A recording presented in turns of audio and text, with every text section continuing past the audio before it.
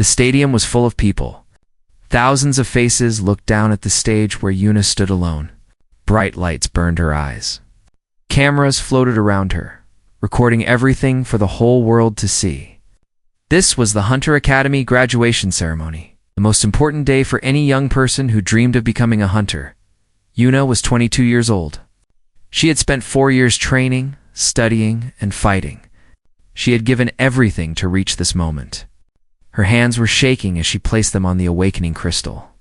This crystal would measure her power and give her a rank. It would decide her future. The crystal began to glow. Yuna held her breath. She could hear her own heartbeat in her ears. Please, she thought. Please, give me something good. The light faded. A cold, mechanical voice spoke from the speakers above. Combat potential, 0. Classification, non-viable hunter candidate. For a moment, there was silence. Then the laughter started. It began as a few quiet chuckles. Then it grew louder and louder until the whole stadium was laughing at her. Yuna felt her face turn red. Her legs felt weak. She wanted to run, but her body would not move. A young man walked onto the stage. He was tall and handsome, with perfect hair and an expensive suit. His name was Taiho, and he was the star of the academy. Just minutes ago, the crystal had declared him an S-rank hunter, one of the strongest in history. His family was rich and powerful. His future was bright. Taiho smiled at the cameras. It was not a kind smile. This is sad, he said loudly. His voice echoed through the stadium. For years of training, and she cannot even reach E-rank. I told everyone she did not belong here. Some people are just born to fail. The crowd laughed again. Some people clapped for Taiho. He was their hero. Yuna was nothing. Director Kang, the head of the academy, walked forward. He was an old man with a cold face. He did not look at Yuna with pity. He looked at her like she was garbage that needed to be thrown away. Yuna, he said, your credentials are revoked. You are no longer a student of this academy. Please leave the stage. Yuna finally found the strength to move. She walked off the stage with her head down. She could feel thousands of eyes on her back. She could hear people whispering and laughing. The worst day of her life was being broadcast to millions of people around the world. She took the train home. People on the train recognized her face from the news. They pointed at her and whispered. One teenager took a photo of her and laughed with his friends. Yuna said nothing. She just stared at the floor until she reached her stop. Her apartment was small and old. She lived there with her younger brother, Woojin. He was 17 years old and still a student at the academy. Unlike Yuna, Woojin had real talent. He was a B-rank hunter with a bright future. When Yuna opened the door, Woojin was waiting for her. His face was full of worry. Sister, he said, I saw what happened. I am so sorry. They were cruel to you. Yuna walked past him without speaking. She went to her room and closed the door. Woojin knocked several times, but she did not answer. She lay on her bed and stared at the ceiling. She did not cry. She felt empty, like there was nothing left inside her. Hours passed. Night came. Yuna finally got up and left the apartment. She did not know where she was going. She just needed to walk. She needed to escape from her thoughts. The streets of Seoul were quiet at night. Most people stayed inside after dark because of the monsters. 10 years ago, dimensional gates had started opening all over the world. Monsters came through these gates and attacked humans. Millions of people died before the first hunters awakened and learned to fight back. Now, hunters were heroes. They were rich and famous. Children dreamed of becoming hunters, and Yuna had failed to become one. She was nothing. She walked for a long time. She did not notice where her feet were taking her. She did not notice the air getting colder. She did not notice the sky turning red. Then she saw it. A gate. A massive red gate floating in the middle of an empty street. It was the color of blood, and it pulsed with dark energy. Yuna had learned about these in class. Red gates were the most dangerous kind. Once you entered, you could not leave until every monster inside was dead. Even S-rank hunters feared red gates. Yuna should have run.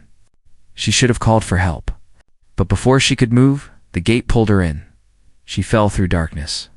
When she opened her eyes, she was lying on cold ground. The sky above her was wrong. It was purple, with 2 moons hanging low.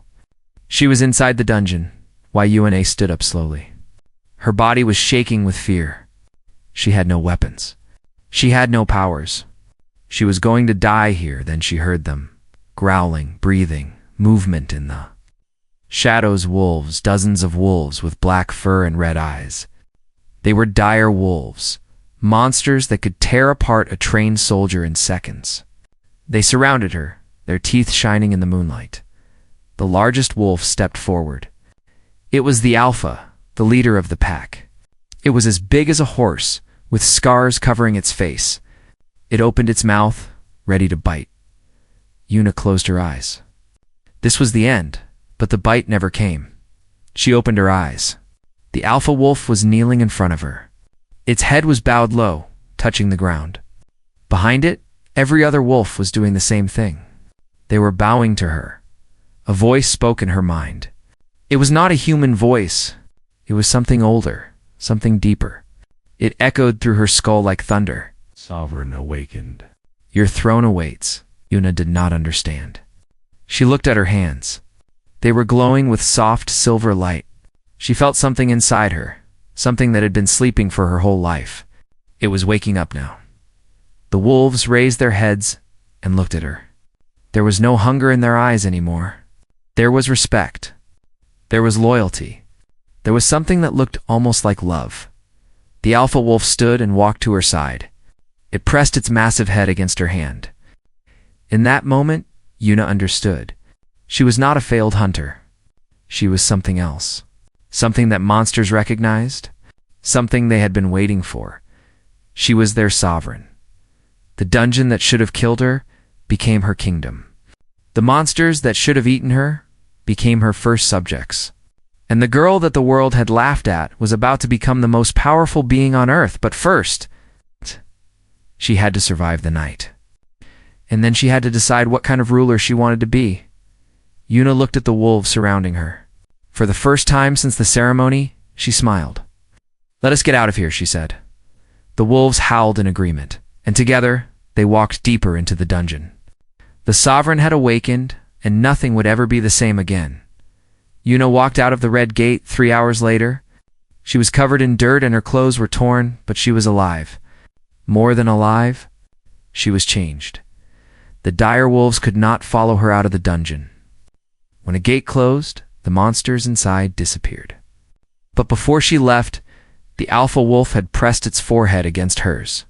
In that moment, she felt its memories, its strength, its loyalty. Even though its body was gone, something remained. A connection. A bond that death could not break. She went home before sunrise. Wu Jin was asleep. She showered, changed her clothes, and sat on her bed. Her hands were still shaking, but not from fear anymore. She was excited. For the first time in her life, Yuna understood what she was. The academy had tested her wrong. They measured combat power, magical energy, and physical strength. They looked for hunters. But Yuna was not a hunter. She was something else entirely. The crystal could not measure what she had because her power was not about fighting, it was about commanding. Over the next 3 days, Yuna tested her abilities. She went to small dungeons that appeared in abandoned areas. Frank dungeons with weak monsters. Slimes, goblins, small beasts. Every time she entered, the same thing happened. The monsters stopped attacking. They looked at her with confusion, then recognition, then submission. They bowed. They followed her commands. She did not need to speak out loud. She could send her thoughts directly into their minds. She could feel their emotions, their fears, their desires, and they could feel her authority. It was absolute. It was undeniable. By the end of the week, Yuna had cleared 7 dungeons. But she did not kill a single monster. Instead, she gave them a choice. Serve her, or return to their dimension peacefully. Most chose to serve. She could not bring them all to the surface. That would cause panic. So she found places to hide them. Abandoned subway tunnels. Empty warehouses. Underground caves outside the city. Slowly, she built an army in the shadows. Her collection grew quickly. Shadow panthers that could walk through walls. Iron golems that could crush tanks. Poison spiders the size of dogs. And then, on the 7th day, she found something special. The dungeon was B rank. Much higher than anything she had tried before. It was located in an old factory district. Inside, she found a flame wyvern. The creature was beautiful and terrifying. Its body was covered in red scales that glowed like fire. Its wings were wide enough to block the sky. When it saw Yuna, it roared and shot flames at her, but the fire stopped before it touched her skin. The wyvern's eyes went wide. It tried to roar again, but no sound came out. Then, slowly, it lowered its head to the ground. Yuna walked forward and touched its snout. The scales were warm, but they did not burn her. "I will call you Bora," she said softly. "You are mine now." The wyvern made a sound like a purr. It was happy to serve. While Yuna was building her secret army, the Hunter Association was getting worried. Senior analyst Mina was the first to notice the problem. Mina was 28 years old. She had short black hair and sharp eyes that missed nothing. Her job was to track dungeon activity across the country. Every dungeon break, every monster kill, every hunter mission went through her desk. Something strange was happening. Dungeons were closing without any hunter teams entering. Monster counts were dropping, but there were no bodies, no battle reports, no evidence of fighting. It was like the monsters were just disappearing. "This is impossible," Mina said to herself, looking at her computer screen. 7 dungeons in 1 week, all cleared. 0 casualties. 0 corpse recovery. Who is doing this? She reported her findings to her supervisor. He laughed at her. "Maybe the monsters are going on vacation," he joked. "Stop wasting time on nonsense. We have real problems to deal with." But Mina did not stop. She kept watching. She knew something was wrong, or maybe something was very, very right. Meanwhile, Taiho was getting restless. After his perfect graduation, he had been showered with offers from the best guilds in the country. He chose the biggest one, the Dragon Guild, and became their youngest S-rank member. But fame was not enough for him. He wanted more. He wanted to be a legend. The Cavern of the Abyss Lord was one of the most dangerous dungeons in Korea. It was rated a rank, just below the highest level. Many strong hunters had entered it. Very few had come out alive. The monster inside, the Abyss Lord, was a demon of pure darkness. It had killed dozens of humans. Taeho decided to clear it alone. Well, almost alone. He brought 5 other S-rank hunters with him, but he made sure everyone knew that he was the leader. He was the hero of this story. The media loved it. Cameras followed his team to the dungeon entrance. Reporters asked him questions. Fans screamed his name. Taiho smiled and waved, enjoying every moment. "The Abyss Lord has terrorized this region for too long," he announced. "Today, I will end its reign. Remember this day. Remember my name." He walked into the dungeon like a king entering his castle. The cameras could not follow him inside, but everyone expected him to walk out as an even bigger hero. He did not walk out. Hours passed. Then a full day. The dungeon entrance stayed dark and silent. Emergency teams were sent in. They found nothing. No bodies. No signals. Nothing. Taiho and his team were trapped. And they were dying. Yuna saw the news on television. She watched reporters talk about the missing hunters. She saw Taiho's mother crying on camera, begging someone to save her son. She saw old videos of Taiho laughing at her on graduation day. Part of her felt nothing. He deserved this. He had humiliated her in front of the world. He had called her a failure, a waste of space. Why should she risk her life to save him? But another part of her, a quieter part, whispered something different. If she'd let him die when she could save him, what did that make her? Was she a monster too? Woojin found her standing by the window, staring at the city lights. Hey, sister, he said carefully. Are you thinking about going in there? Yuna did not answer for a long time. Then she said he would let me die. He would not even think twice about it. Maybe, Woojin said, but you are not him. You have never been like him. Yuna closed her eyes. She thought about the wolves that bowed to her. She thought about Bora waiting in the shadows. She thought about the power growing inside her every day. What kind of sovereign did she want to be? One who ruled through revenge and anger? Or one who was better than those who hurt her? She made her decision. Take care of yourself, she told Woojin. I might not come back. Before he could respond, she was already gone. She moved through the night like a shadow, calling her monsters to her side. Bora flew down from the clouds. Shadow panthers emerged from the darkness. An army gathered behind their queen. Yuna walked toward the cavern of the Abyss Lord. She was going to save the man who had destroyed her reputation. And in doing so, she was going to destroy his entire understanding of the world. The sovereign was done hiding. It was time for the world to see who she really was. The cavern of the Abyss Lord was cold. Not the cold of winter, but something deeper. Something wrong. It was the cold of death itself. Yuna walked through the entrance alone. She left Bora and her other monsters outside. They wanted to follow her, but she refused. This place was dangerous, even for them. She needed to be careful. The cave walls were black and wet. Strange symbols glowed on the stone, written in a language older than humanity. The air smelled like blood and fear. Yuna could feel the darkness pressing against her skin, trying to push her back. She kept walking. The tunnel went down, down, down into the earth. After an hour, she found the first body. It was one of Taiho's teammates, a woman with red hair.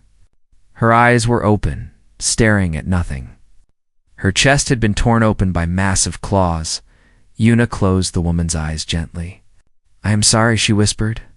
I should have come sooner. She found 2 more bodies as she went deeper, then 3 more. 6 hunters had entered this dungeon. 5 were dead. Only Taiho was left. She found him in the heart of the cavern. It was a massive underground chamber, bigger than a football stadium. The ceiling was so high she could not see it. Blue flames burned on the walls, giving everything a ghostly light. Taiho was lying on the ground in the center of the chamber. His armor was broken. His sword was shattered. Blood covered his face and chest. He was still alive, but barely. His breathing was shallow and weak. Standing over him was the Abyss Lord. The demon was 3 meters tall. Its body was made of pure shadow, with 2 burning red eyes floating where its face should be. Massive horns curved from its head like a crown. Its claws were longer than swords and dripped with the blood of the hunters it had killed. The Abyss Lord raised 1 claw, ready to finish Taiho. This was the end. The great S-rank hero was going to die in the dark, killed by a monster he thought he could defeat. Stop. Yuna's voice echoed through the chamber. It was not loud, but it carried power. The command was absolute. The Abyss Lord froze. Its claws stopped in midair, centimeters from Taiho's throat. Slowly, the demon turned its massive head to look at the small woman who had entered its domain. For a moment, nothing happened. Then the Abyss Lord spoke. Its voice was like thunder rolling through a graveyard. The sovereign, here, in this era. Yuna walked forward. She did not run. She did not show fear. She moved like she owned this place. Because she did. You know what I am, she said. It was not a question. We have waited, the Abyss Lord said. Its voice changed. The anger was gone, replaced by something that sounded almost like respect. 10,000 years. We have waited for the throne to awaken again. The old king is forgotten. The new sovereign rises. Yuna stopped a few meters from the demon. She looked up at its burning eyes without flinching. Then you know what happens next, she said. Stand down. This human belongs to me. Taiho heard everything. He was too weak to move, too broken to speak, but his eyes were open. He watched as the demon that had killed 5 S-rank hunters bowed its head to a woman he had called worthless.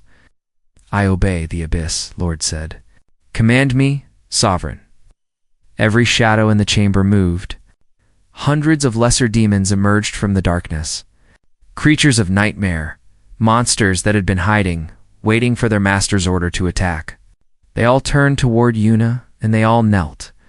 Taiho felt tears running down his face. He did not understand what he was seeing. This was impossible. This broke every rule he had ever learned. Monsters did not serve humans. Monsters killed humans. That was the way the world worked. But Yuna was not serving the monsters. The monsters were serving her. She walked past the Abyss Lord and stopped beside Taiho. She looked down at him with an expression he could not read. Was it pity? Disgust? He could not tell. Can you walk? She asked. He tried to speak, but only blood came out of his mouth. He shook his head weakly. Yuna turned to the shadows. Carry him gently. Two shadow creatures emerged and lifted Taiho from the ground. They were careful with him like he was made of glass. He wanted to scream, to fight, but he had no strength left. He could only let them carry him. Yuna walked out of the chamber. The Abyss Lord and its army parted for her like water around a stone. She did not look back. She did not speak. She simply walked, and the monsters followed. When she reached the cave entrance, sunlight hit her face. Outside, emergency teams were waiting with weapons ready. They had expected monsters to come out. They got something very different. The first thing they saw was Yuna. Then they saw the shadow creatures carrying Taiyu. Then they saw the army of demons walking behind her in perfect formation.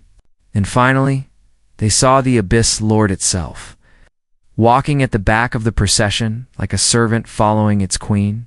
Nobody moved. Nobody breathed. The cameras that were recording everything captured the most. It's a possible scene in human history. Yuna stopped at the edge of the crowd. This man needs medical attention, she said calmly. The demons will return to the dungeon. The Abyss Lord has agreed to stop attacking humans. She turned and looked at the massive demon behind her. It bowed its head once, then walked back into the cave. One by one, the other monsters followed. Within minutes, they were all gone. The emergency teams rushed to help Taiho. Doctors surrounded him, shouting orders. But everyone kept looking at Yuna. She stood alone, covered in dust and blood, looking completely ordinary. Yet she had just done something no human had ever done before. She started to walk away. A reporter ran after her. "Who are you?" he shouted. "How did you do that? Are you a new type of hunter?" Yuna stopped. She turned her head slightly, and the reporter saw her eyes. They were glowing with silver light. "I am not a hunter," she said. "I never was." And she was gone, disappearing into the city before anyone could follow. Within hours, her face was everywhere. Television, internet, social media. Everyone was talking about the mystery woman who commanded the Abyss Lord, the Hunter. Association pulled her old records and discovered who she was. YUNAF rank. 0 combat potential. The woman who had been laughed out of the academy, Director Kong went on television to apologize. "We made a terrible mistake," he said, his face pale with fear. "Our testing methods failed to recognize her true abilities. On behalf of the Hunter Academy, I offer my deepest apologies to Miss Yuna and her family." Yuna watched his apology from her apartment. She turned off the television without saying anything. Wu Jin was sitting beside her, still shocked by everything that had happened. "What are you going to do now?" he asked quietly. "Everyone knows who you are. The government, the guilds, other countries, they will all want something from you." Yuna stood up and walked to the window. Outside, she could see news helicopters flying over the city. They were looking for her. "Let them come," she said. "I am done hiding. I am done being afraid." She turned to look at her brother. "I am going to build something new. Something better. A world where power does not mean cruelty. Where strength does not mean stepping on others." Her eyes glowed silver in the darkness. Behind her, the shadows moved slightly. Monsters were gathering, drawn to their sovereign like moths to a flame. "The old world laughed at me," Yuna said. "The new world will remember my name." The sovereign had revealed herself, and the world would never be the same. The world split apart like a broken mirror. Half of humanity called Yuna a hero. The other half called her a monster. Every government on Earth had an opinion about her. Every powerful person wanted to own her or destroy her. In the first week after her unveiling, Yuna received 472 requests for meetings. Presidents, prime ministers, military generals, guild masters, billionaires, they all wanted the same thing. They wanted her power on their side. The Korean government came first. A man in a black suit arrived at her apartment with armed soldiers behind him. "Miss Yuna," he said politely, though his eyes were cold, "the president invites you to serve your country. Your abilities would be valuable to our national defense. We can offer you money, protection, anything you want." Yuna looked at him calmly. "No, thank you." The man's polite mask cracked slightly. "This is not really a request. People with abilities like yours cannot operate independently. It is a matter of national security." Two shadow panthers materialized from the darkness behind Yuna. Their red eyes glowed with hunger. The soldiers raised their weapons, but their hands were shaking. "Leave," Yuna said. "Do not come back." They left. They did not come back. The International Hunter Council was next. They sent a video message demanding that Yuna submit to evaluation and containment. They called her an unknown threat to global stability. They said her powers needed to be studied and controlled. Yuna did not bother. Responding, every major guild in the world offered her positions. The Americans offered $500 million for a one-year contract. The Chinese offered to make her the commander of their entire hunter division. The Europeans offered citizenship, land, and noble titles. Yuna refused them all. Why? Woojin asked her one night. "Some of these offers are incredible. You could be the most powerful person in any country you choose." Yuna shook her head. "I do not want to be powerful. I want to be free. If I join them, I become their weapon. I become a tool they can point at their enemies. That is not who I am." Woojin nodded slowly. He was beginning to understand his sister in ways he never had before. She was not hungry for power or revenge. She simply wanted to exist on her own terms. 2 months passed. The world slowly accepted that Yuna could not be controlled. Some countries labeled her a terrorist. Others called her a living weapon of mass destruction. Most simply watched and waited, afraid of what she might do. Then the Monarch Gate opened. It appeared in the sky above Seoul on a Tuesday morning. A crack in reality itself, 50 meters wide, glowing with golden light. Energy poured from it like water from a broken dam. Every hunter in the city felt it at the same moment. Something terrible was coming. The first elder beast came through at noon. It was a dragon, but not like any dragon humans had ever seen. Its body was made of living crystal, harder than any armor.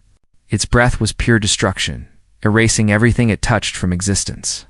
When it roared, buildings collapsed from the sound alone. 500 hunters attacked it. 480 died in the first minute. More elder beasts followed. Giants made of stone and fire. Serpents that swam through the air like water. Wolves the size of buildings. These were not ordinary monsters. These were creatures from legend, beings that had not walked the earth in thousands of years. Humanity's defenses crumbled. The strongest S-rank hunters fell like children fighting adults. Cities burned. Millions fled in terror. The military tried missiles and bombs, but the elder beasts barely noticed. In 3 days, half of Korea was destroyed. Yuna watched it all happen. She sat on a rooftop in Seoul, looking at the smoke rising in the distance. Bora, her flame wyvern, sat beside her. Other monsters gathered in the shadows below, waiting for orders. "They will lose," Bora said in her mind. The wyvern could not speak human words, but Yuna could hear its thoughts clearly. Humans cannot defeat the elders. They are too old, too strong. "I know," Yuna said quietly. "You could save them," Bora said. "Your army is ready. We have waited for this moment." Yuna closed her eyes. She thought about all the people who had hurt her. The academy that rejected her. The crowd that laughed at her. The government that tried to force her into service.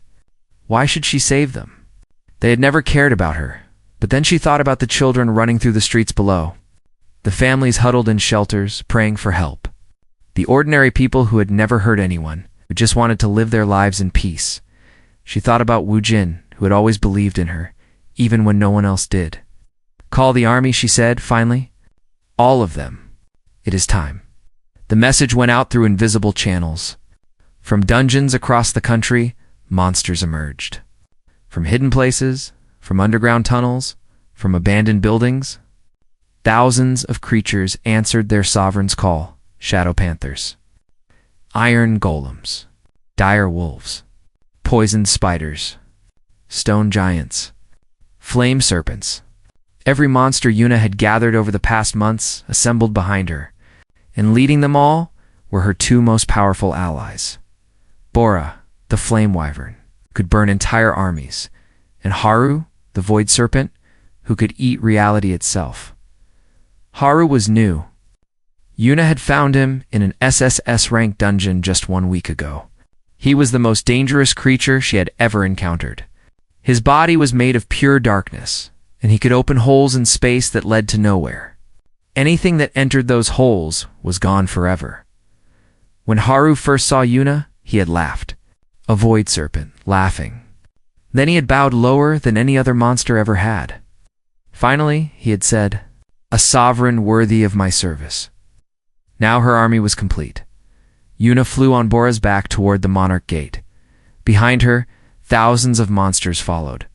It was the largest monster army ever assembled on Earth, and they were all loyal to one human woman. The battle was broadcast around the world. Every camera, every satellite, every phone was pointed at Seoul. Humanity watched as their savior arrived. Yuna did not fight. She commanded, "Golems, shield the civilians. Panthers, evacuate the wounded. Wolves, protect the perimeter." Her orders were instant and absolute. Every monster moved in perfect coordination, like parts of a single body. They crashed into the elder beasts with fury that surprised even the ancient creatures. Bora fought the crystal dragon, matching fire against destruction. Haru opened void holes that swallowed elder beasts whole. The smaller monsters worked together in groups, overwhelming enemies through numbers and teamwork. The tide of battle turned. Wujin arrived in the middle of the fighting. He had refused to stay behind, even when Yuna ordered him to. Now he stood beside his sister, watching her command an army of monsters. "You are amazing," he said, his voice filled with wonder. "No," Yuna said. "We are amazing. All of us." She looked at her monsters, her soldiers, her family. "They are not fighting because I force them. They are fighting because they choose to, because they believe in me." The battle raged for 3 days and 3 nights. Slowly, the elder beasts were pushed back. The Monarch Gate began to shrink. Victory was within reach. But then, Yuna felt something. A presence inside the gate? Something ancient. Something that made even Haru tremble. "There is something else coming," she said quietly. "Something old. The real threat is still inside." She looked at the shrinking gate. If she did not go in now, it would close, and this would happen again. The Monarch Gate would reopen somewhere else, and more elder beasts would come. This cycle would never end, unless she ended it herself. "I have to go in," she said. Wujin grabbed her arm. "No, you will die in there." "No one has ever survived a Monarch Gate?" Yuna smiled at her brother. It was a sad smile, but also peaceful. "Watch the army while I am gone," she said. "If I do not come back, lead them. They will follow you because you are my family." She hugged him quickly, then climbed onto Bora's back. The flame wyvern spread its wings and flew toward the golden light. Yuna, the sovereign, entered the Monarch Gate. Behind her, her army roared. In front of her, an ancient evil waited. The final battle was about to begin. The inside of the Monarch Gate was not what Yuna expected. She thought she would find a battlefield, a dungeon filled with monsters. Instead, she found a throne room. It was impossibly large. The ceiling stretched so high it looked like a night sky filled with dead stars. The floor was made of bones, millions of them, packed together like stones. And at the center of it all stood a throne of black crystal, big enough for a giant. Someone was sitting on it. He looked almost human. An old man with white hair and pale skin. His eyes were golden, burning with ancient power. He wore robes made of shadows and carried a staff of twisted black metal. When he saw Yuna, he smiled. "Welcome, little sovereign," he said. His voice echoed through the empty chamber. "I have been waiting for you. 10,000 years, waiting for someone to replace me. And here you are, so young, so weak." Yuna climbed off Bora's back. The flame wyvern stood behind her, flames flickering nervously along its scales. Even Bora was afraid of this creature. "Who are you?" Yuna asked. The old man stood up slowly. He was tall, much taller than a human should be. As he moved, shadows twisted around him like living things. "I am the Forgotten King," he said. "The first sovereign. The one who opened the gates between worlds. The one who brought monsters to this pathetic planet." He spread his arms wide. "Everything you have, everything you are, comes from me. I created the bloodline that sleeps in your veins. You exist because I allowed it." Yuna felt something cold in her chest. This creature was old. Older than humanity. Older than most of the monsters she had met. His power was beyond anything she had ever sensed. "Why did you open the Monarch Gate?" she asked. The Forgotten King laughed. It was a horrible sound, like rocks grinding together. "Because I am tired of waiting," he said. "Tired of this empty dimension, this prison I built for myself. I was a god once, you know. I ruled both worlds. Monsters and humans served me together. It was beautiful." His golden eyes darkened. "Then they forgot me. The humans built their own civilizations. The monsters wandered without purpose. Even my own bloodline stopped awakening. I became nothing, a memory, a ghost." He walked toward Yuna slowly. Each step made the ground tremble. "But now you have awakened," he continued. "A new sovereign, the first in 10,000 years. This is my chance. Together, we can rebuild what was lost. Tear down these human cities and create a new world. A world where monsters and the worthy rule and the weak serve as they should." He stopped a few meters from her and extended his hand. "Join me, child. Take your rightful place beside me. We are the same, you and I. We do not belong with the humans. We belong above them." Yuna looked at his hand. She thought about his offer. He was right about one thing. She had never felt like she belonged with other humans. She had always been different, always been an outsider. Maybe this was her true place. Maybe she was meant to rule. Then she thought about Woojin, about Mina, who had believed something strange was happening even when no one listened, about the children in Seoul who had looked at her with hope instead of fear, about her monsters, who followed her not because she was strong, but because she cared about them. "No," she said. The Forgotten King's smile faded. "What? You abandoned your throne," Yuna said. Her voice was calm but firm. "You ran away and hid in this empty dimension for 10,000 years. You let the monsters lose their purpose, and the humans forget their connection to your world. That is not ruling. That is cowardice." Golden fire sparked in the old man's eyes. "How dare you?" "I did not ask for this power," Yuna continued. "I did not want to be a sovereign. But when I awakened, I did not run. I built connections. I earned loyalty. My monsters follow me because they choose to, not because they are afraid." She stood taller, and silver light began to glow around her body. "You are not a king. You are a tyrant who gave up when things got hard, and I will not join you." The Forgotten King's face twisted with rage. The shadows around him exploded outward, filling the entire throne room with darkness. His voice became thunder. "Then you will die, and I will take your power for myself." He attacked. The battle was not physical. It was a war of wills. Two sovereigns fighting for the right to command. The Forgotten King threw his power at Yuna like a storm, trying to crush her mind, break her spirit. Force her to submit. Yuna pushed back. She thought about every monster who had bowed to her, every bond she had built, every creature who had looked at her with trust and loyalty. Their strength flowed through her like a river. She was not alone. She had never been alone. The Forgotten King felt something strange happening. His shadows were weakening. His power was slipping away. He looked around the throne room and saw monsters emerging from the darkness. His monsters? The elder beasts he had created thousands of years ago? They were looking at Yuna. Ow. He whispered, "They are mine. I made them. I am their king." But the monsters did not respond to him. They had felt something they had not felt in 10,000 years. A sovereign who cared. A ruler who did not see them as tools or weapons, but as beings worthy of respect. One by one, the elder beasts bowed to Yuna. The Forgotten King screamed, "I command you. I am your master." The crystal dragon turned away from him. The stone giants knelt. Even the void creatures, the oldest and most powerful beings in his army, lowered their heads to the young woman standing in the center of the throne room. Yuna walked forward. The silver light around her was blinding now. She looked at the Forgotten King with something that might have been pity. "You ruled through fear," she said.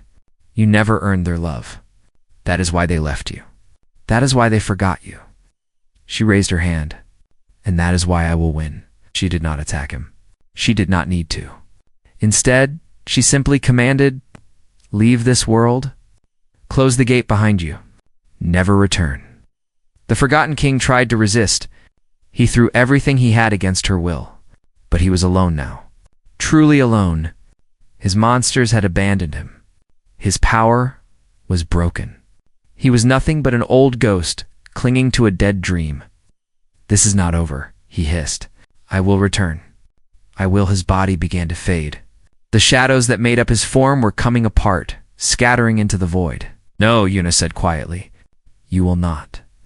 The Forgotten King screamed one last time. Then he was gone. The throne room began to collapse. The monarch gate was closing. Yuna climbed onto Bora's back. The flame wyvern flew through the crumbling dimension, dodging falling debris. Behind them, the elder beasts followed. Choosing to serve their new sovereign rather than die with their old master, they burst through the gate just as it sealed forever. The golden light faded from the sky. The war was over. 3 months later, the world had changed. Yuna did not accept any titles or rewards. She refused to join any government or guild. Instead, she created something new. She called it the Neutral Zone. It was a territory in the mountains of Korea, protected by ancient magic and monster guardians. Here, monsters who wanted peace could live without being hunted. Here, humans and creatures could learn to understand each other. It was not perfect. There were problems and conflicts and difficult conversations. But it was a start. Woojin became the ambassador to humanity. He traveled between the neutral zone and the human world, building bridges, solving disputes, explaining that not all monsters were enemies. Mina quit the Hunter Association and joined Yuna's cause. She documented everything, studied monster intelligence, and pushed for laws that would protect peaceful creatures. Her work changed how scientists understood the gates and the beings that came through them. Taiho never spoke to Yuna directly, but he donated millions of dollars to programs that helped failed awakened individuals find new purposes. He started a foundation in memory of his teammates who died in the cavern. And sometimes, late at night, he would look toward the mountains and wonder about the woman who had saved his life. As for Yuna, she found peace. She walked among her monsters every day, talking to them, learning their stories, understanding their needs. She was not their queen, not really. She was something better. She was their family. Sometimes humans visited the neutral zone. They came to see the impossible. A world where monsters and people lived together. Most left confused. Some left angry. But a few left with something new in their hearts. Hope, wonder, the belief that the world could be different.